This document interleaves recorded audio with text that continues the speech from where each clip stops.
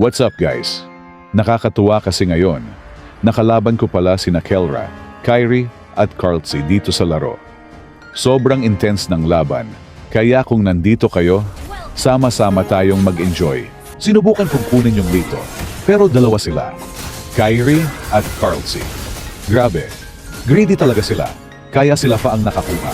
Grabe, nag-i-invade na sila sa red ko. Nagsama sila tatlo. Pressure talaga ako dito sa kanila. At gusto pa nilang kunin yung red buff ko.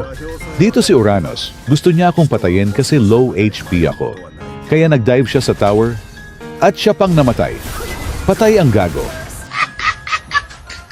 At si Kyrie naman, gusto pumasok pero pinatay siya ng tower. Kaya dito, sinubukan kong kunin yung turtle kahit low HP ako. Pero nakuha ko at napatay ko pa si Carlsy. Pero napatay din ako ni Kelra. Sila lahat nandito sa mid. Parang nilalaruan lang ako. Hindi ko alam ang ginawa nila sa gitna, kaya tinry ko mag-pick off. At naubos ko sila. Triple kill ko pa, wipe out sila.